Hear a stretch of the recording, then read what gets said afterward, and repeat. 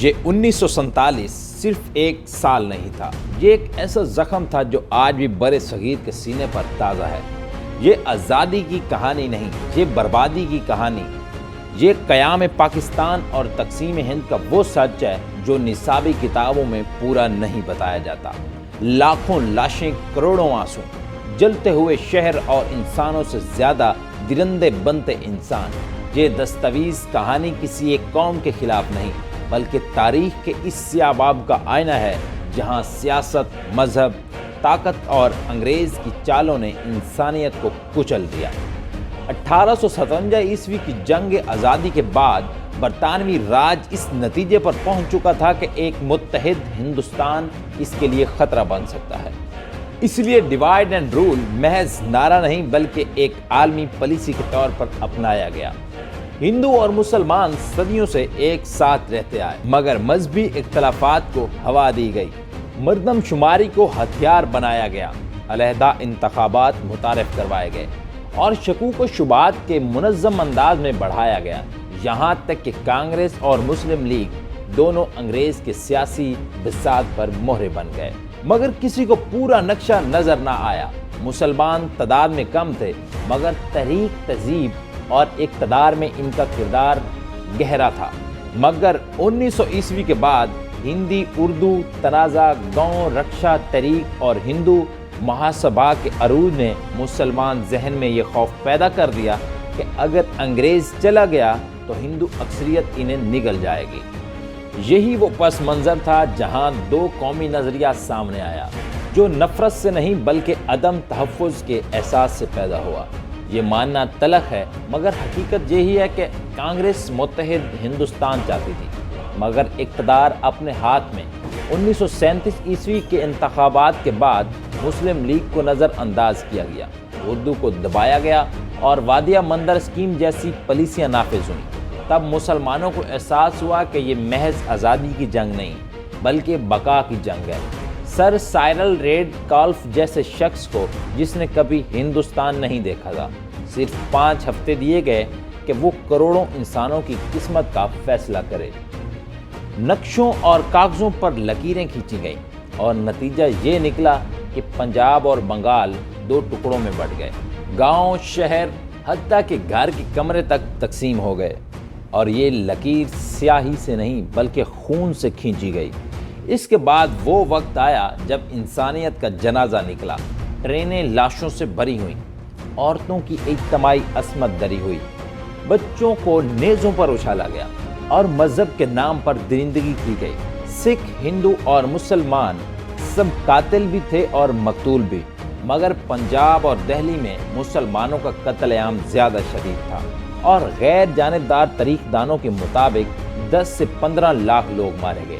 تقسیم کے سب سے خاموش مگر سب سے بڑی قربانی عورت بنی، جسے اغوا، زبردستی، مذہب کی تبدیلی، جبری شادیاں اور عمر بھر کا صدمہ سہنا پڑا۔ ہزاروں عورتیں کبھی واپس نہ آ سکیں، اور یہ وہ المیہ ہے جس پر دونوں نئی ریاستیں خاموش رہیں۔ تقریباً 1,40,00,000 لوگ ہجرت پر مجبور ہوئے، نہ گھر رہا، نہ زمین، نہ پہچان۔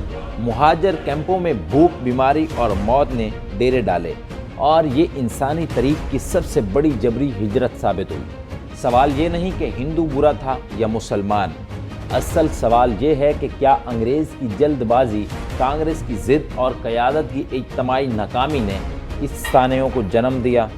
حقیقت یہی ہے کہ تقسیم کو ناگزیر بنایا گیا۔ اگر ہم اس تاریخ سے سبق سیکھیں تو نفرت دوبارہ جنم لے گی۔ یہ دستاویز کہانی الزام نہیں بلکہ انتباہ ہے، کیونکہ قومیں بندوق سے نہیں بلکہ شعور سے زندہ رہتی ہیں۔ 1947 عیسوی ختم ہو گیا، مگر اس کے زخم آج بھی زندہ ہیں۔ تاریخ کو بدلا نہیں جا سکتا، مگر خود کو بدلا جا سکتا ہے۔ تقسیم کے بعد کا سچ یہ ہے کہ کہانی 14 اگست 1947 پر ختم نہیں ہوئی، بلکہ اصل المیہ اس کے بعد شروع ہوا، جب نئی بننے والی ریاستیں نفرت، بد اعتمادی اور انتقام کے بوجھ تلے دب گئیں۔ پاکستان ایک نوزائیدہ ملک تھا جس کے پاس دارالحکومت تھا، نہ وسائل، لاکھوں مہاجر خالی ہاتھ آئے، سرکاری دفاتر میں کرسیاں تک موجود نہ تھیں، مگر اس کے باوجود لوگوں کے دلوں میں امید تھی۔ کہ شاید یہ قربانیاں کسی بہتر کل کی بنیاد بن جائیں گی۔ دوسری طرف ہندوستان میں بھی حالات مثالی نہ تھے۔ گاندھی قتل ہو چکے تھے۔ دہلی اور دیگر شہروں میں مسلمانوں کے لیے فضا خوفناک تھی۔ لاکھوں مسلمان جو وہیں رہ گئے تھے، ان کے لیے سوال زندگی اور موت بن گیا کہ وہ اپنے وطن میں اجنبی کیوں بن گئے۔